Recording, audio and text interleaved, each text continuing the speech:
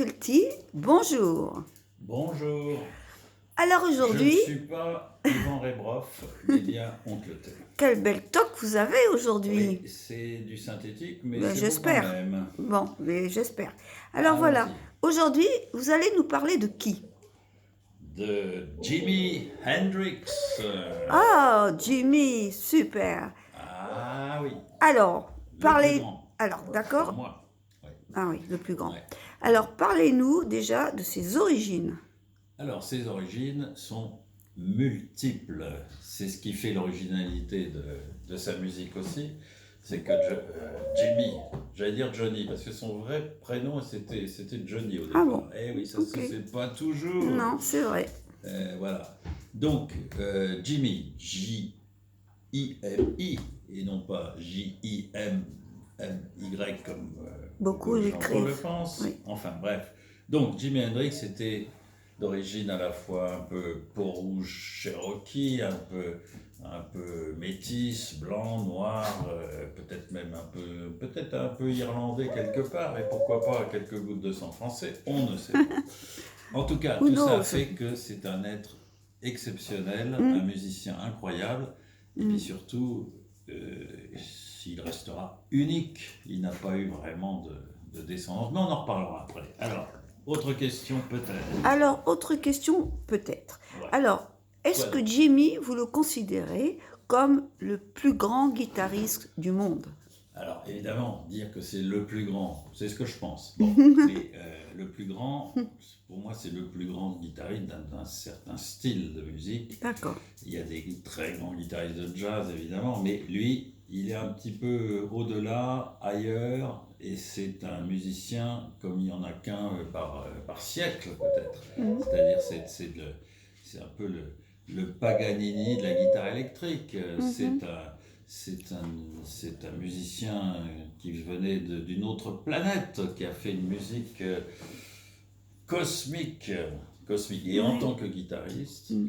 il a créé incontestablement un style. Oui. Ça a été assez imité, pas toujours très bien. Mhm. Et on réécoute inlassablement tout ce qu'il a fait. Et on se dit, ça marche toujours, ça fonctionne toujours, parce que c'est Absolument. incroyable. Ouais. Ah non, c'est génial. Et ouais. Voilà. Alors, Donc, une autre question. On hmm. est assez fasciné par ces tenues magnifiques, Ah ouais, c'est vrai. avec des assemblages de couleurs merveilleuses. Et je trouve que Jimi Hendrix, il y a la mode Jimi Hendrix qui devrait normalement, je pense un jour, on devrait peut-être créer cette mode. Qu'en pensez-vous, Alors, Uncle T? disons que Jimmy, entre autres choses, il s'est créé aussi un look incroyable. Alors, Mm. ce qui est amusant, c'est qu'il a débuté de façon plutôt classique, à Mhm. l'époque où précisément il était un peu un guitariste mercenaire dans des formations de rhythm and blues, de soul music. On sait qu'il a été musicien pour Little Richard, pour Ike et Tina Turner, pour d'autres aussi plus ou moins fameux. Et à chaque fois, on l'obligeait à s'habiller toujours de la même façon, c'est-à-dire petit costume avec petite veste courte, Mhm. pantalon tuyau de poil et Ouais. surtout petit pas de danse, cheveux bien plaqués. Mhm. Mais à chaque fois, qu'est-ce qui se passait? On ne voyait que Jimmy qui, d'une part, avait un look très particulier et surtout qui faisait de temps en temps des petits changements par rapport à ce qui était obligatoire. Parce qu'à l'époque, que ce soit Little Richard, Ike Turner par exemple, étaient complètement des dictateurs. Ouais. Comme James Brown, on mettait à l'amende les musiciens qui Ouais. faisaient des choses qui n'étaient pas prévues, etc. Donc il s'est fait virer un peu partout. Et après s'est un imposé. changement de style total. Ouais. Et je dirais que c'est l'Angleterre qui l'a complètement modifié. Oui. L'Angleterre et un petit peu la France aussi. C'est ça qui est amusant. L'Angleterre, pourquoi? C'est le bassiste des Animals, devenu producteur, qu'il avait découvert au départ au Café Wa à New York dans le Village, et qui l'a emmené en Angleterre, qui lui a trouvé des musiciens blancs, anglais. Ouais. Mitch Mitchell, batteur formidable, on ne le dit pas assez. Pour moi, c'était vraiment un très très très très bon batteur, un peu issu du jazz. Et puis Noel Redding, bon, bassiste pas mauvais, mais type pas si sympa que ça, terriblement jaloux Ah, de Jimmy, bon, enfin bref. ouais. Mais côté look, dès le départ, on leur a composé une espèce de look psychédélique, hybride, Ah, ouais. avec beaucoup de couleurs et de mélanges incroyables. Oui. Bon, la fameuse veste de hussard qui figure sur le premier 45 tours single de Jimi Hendrix, en fait, elle a été achetée, je pense, soit aux puces à Paris, soit aux puces de Londres. Enfin, c'est tout ça pour dire que ce musicien américain, afro-américain, métissé, après a été surtout découvert à Londres. Ouais, Alors, qu'est-ce qui s'est d'accord. passé à Londres? En fait, Jimi Hendrix avait entendu parler d'un groupe qui s'appelait Cream, qui venait de se créer juste avant. Et un soir, il va à un concert de Cream, et là, il monte sur scène à l'invitation d'Eric Clapton, et là, c'est la Ouais. révélation du Oui, génie un énorme d'Hendrix. succès. Énorme succès. Et puis surtout, Clapton, dont on disait qu'il était God à l'époque, et bien Ouais. là, il s'est dit non, j'ai trouvé mon maître. Voilà, Il a toujours eu une trouver mon code. admiration. Ouais. Parce que c'est vrai que... Mais Jimmy admirait quand même beaucoup Clapton. Bref. Oui, d'accord. Mais, vous me direz, vous ne me l'avez pas dit, mais vous avez pensé, quid de ce qui s'est passé éventuellement à Paris? Eh Oui, bien, alors, je qu'est-ce vous qui coupe s'est deux passé? petites secondes. Dites-le-moi. On parle donc d'une amitié entre Johnny Hallyday et Jimi Hendrix, et que Ouais. Johnny aurait finalement ramené Jimmy à Oui, Paris c'est et vrai. permis qu'il C'est devienne vrai. célèbre. C'est vrai, En d'une France. certaine façon. En Eh bien, France. qu'est-ce qui s'est passé? Johnny Hallyday était comme tous les autres. Il a vu en concert Jimi Hendrix, The Jimi Hendrix Experience. Un soir, je ne sais pas où c'était, je ne sais pas, au Marquis ou ailleurs. Et là, il a été ébloui. Il a dit il faut absolument qu'il vienne à Paris. Et même dans la salle, il y avait aussi bien Mick Jagger, George Harrison, les Beatles, les Rolling Stones. Tout le monde était gaga devant Jimmy. Et c'est effectivement Johnny Hallyday qui lui a proposé de faire sa première partie, la première partie de Johnny à l'Olympia en 1966. Et voilà, et ça a été le début, et Joe, etc. Et même Johnny en a fait une version qui Oui, bon. n'est pas si mal, mais qui bon. n'est pas aussi exceptionnelle. D'accord. Donc Alors, voilà l'histoire avec la France, qui a toujours aimé beaucoup Hendrix. Ouais. D'accord. Alors, Hendrix et les femmes. Alors, Hendrix et les femmes. Et Jimi Hendrix avait des groupies qui étaient principalement blanches, blondes, nordiques, voire anglaises. Et donc, il fascinait incontestablement toutes ces filles. Donc, il a eu un certain nombre de petites amies. Voilà. Quand il était très jeune, il avait des filles qui étaient black dans son pays. Mais après, c'était quasiment que des blondes. Que des blondes et des blanches. Et voilà, jusqu'à sa entre guillemets, je ne vais pas dire sa veuve, mais enfin sa dernière compagne, qui était une anglaise. D'accord. Elles ont toutes raconté leurs souvenirs. Ah oui. Émus. Oui, Voilà. ému, Et d'accord. puis aussi, allez, soyons un petit peu grivois. Comme vous le savez ou vous ne le savez pas, Non. il y avait à l'époque Quoi? un duo de filles qui s'appelait les Plaster Caster Sisters.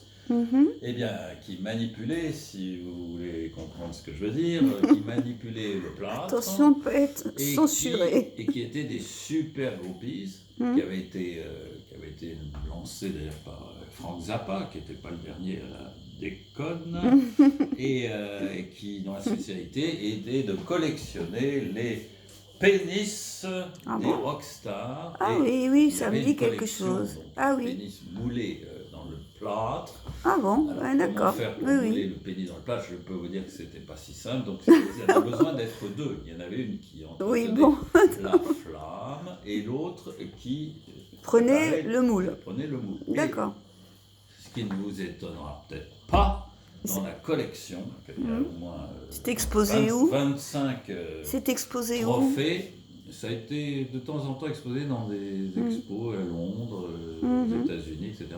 Évidemment, la plus belle pièce, c'était celle de Jimi Hendrix. Jimi Hendrix qui Ah oui. était effectivement un monument. Bon, d'accord. Voilà. Alors, Ah ben, voilà, donc, ouais. alors, si Jimi Hendrix était encore vivant, Alors, qu'est-ce qu'il ferait aujourd'hui?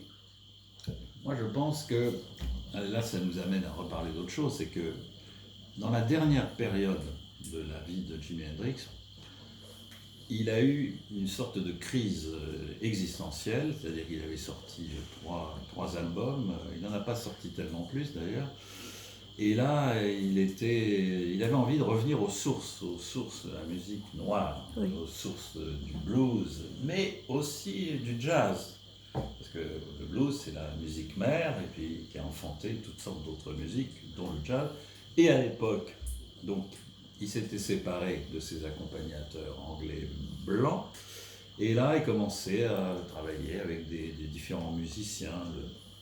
Buddy Miles, qui faisait 150 kilos et qui était un batteur très puissant, plutôt moins bon que Mitch Mitchell, mais enfin ça c'est une autre question. Et puis surtout, il avait fait l'objet d'avances de la part de Miles Davis, le grand, le génie du jazz, et qui voulait sérieusement travailler avec Hendrix. Mais Hendrix était à la fois flatté et en même temps un peu intimidé. Donc malheureusement, je crois qu'il n'y a pas eu vraiment de rencontre, D'accord. même si périodiquement on nous explique qu'il y a peut-être des bandes avec jam avec Miles Davis, enfin bon. D'accord. Bref, donc Ok. qu'est-ce qu'il ferait maintenant s'il Oui. vivait encore? Ben, je pense qu'il aurait toujours une tête incroyable, il serait très maigre, Oui. il aurait les cheveux tout gris, Oui. mais Vous n'aurez pas beaucoup il changé. serait magnifique. Oui, toujours. magnifique. Et il y aurait peut-être deux options. Soit il ferait du jazz, à mon avis, peut-être un peu symphonique en même temps, parce qu'il était tenté, il avait dit peu de temps avant sa disparition qu'il aurait bien aimé travailler avec un orchestre, avec des violons, de la harpe, Ah oui. enfin, Mhm. une sorte de musique encore plus cosmique qu'avant. Mhm. Ou alors le blues, parce que le blues c'est quand même la musique d'origine Oui, qui bien a sûr. influencé Jimi Hendrix, Oui.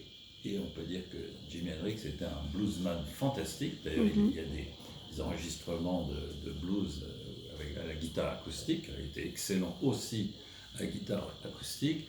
Et donc, c'était peut-être ce qu'il préférait. Et à mon avis, il serait tout seul sur une scène devant un public à la fois de 3-4 générations qui seraient en admiration devant ce D'accord. bluesman. Oui, oui, sûrement. Et Voilà. j'espère qu'il nous jouerait quand même tout ce qu'on a aimé de Ah ses ben, débuts. je pense qu'il Hein? nous ferait Il nous aussi ferait bien plaisir aussi. Hey Joe, Foxy Lady, et Purple Haze Voilà. et Voodoo Child, mais pas que.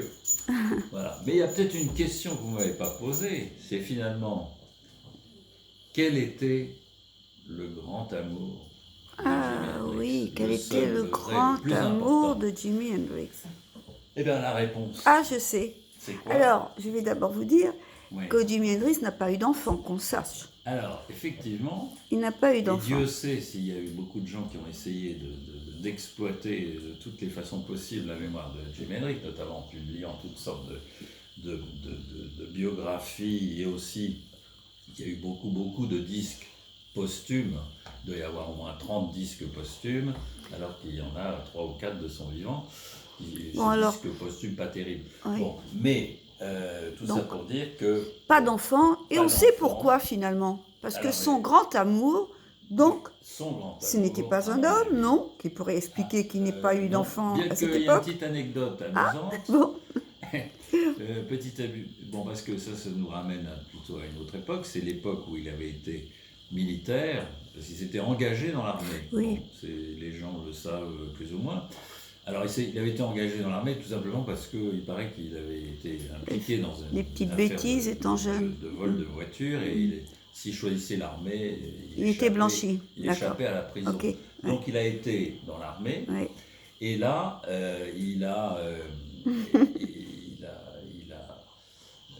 au bout d'un moment, il n'en pouvait plus. Je crois qu'il s'est même fait mal à la jambe dans un Ça saut. dure 2 ans. On a dit qu'il avait sauté en parachute, qu'il s'était fait mal à la jambe, etc. Oui. Enfin, bon, tout ça n'est pas sûr, parce qu'il y a toujours un peu des légendes autour des grandes personnes de l'histoire de la musique. Mais le fait est qu'il aurait trouvé le moyen de quitter l'armée en prétendant qu'il était Homosexuel. homosexuel. Bon, et je peux En fait, garantir que c'était, à l'époque, c'était ça une suffisait illusion. de le dire. Bon, Évidemment. donc alors, Bon, on enfin, revient bref, pour la chute, pour parce la que fin, malheureusement, on est son grand limité. amour, nous sommes pris par le temps. Alors, son grand amour, Et son et qui grand peut amour. expliquer qu'il n'a jamais eu d'enfant, c'est Peut-être, que c'était il dormait avec il qui? couchait avec sa guitare. En fait, il dormait Et c'est avec vrai, sa enfin, guitare. coucher. Il dormait avec sa La guitare. plupart des témoins de sa vie ont toujours dit qu'il y avait une guitare dans son lit. Et les femmes disaient que la guitare passait avant La elle. guitare Oui. c'était un peu le rival. Eh bien, c'était très bien. Eh ben, nous vous remercions Eh ben, la beaucoup. prochaine Tout fois, ça je est vous très parlerai intéressant. de Frank Zappa, tiens. Ah, Frank Zappa. Frank Zappa. Il y a beaucoup de choses à dire. Et oui, et je Bon, mais là, terminerai par une citation de Frank Zappa qui va conclure l'affaire de Jimi Hendrix. Frank Zappa, qui aimait beaucoup Jimi Hendrix, il a dit « Voilà encore l'exemple d'un garçon qui n'aurait pas dû toucher à la drogue. » Ah oui, À bientôt, ok. les amis. À bientôt. Au revoir, oncle T.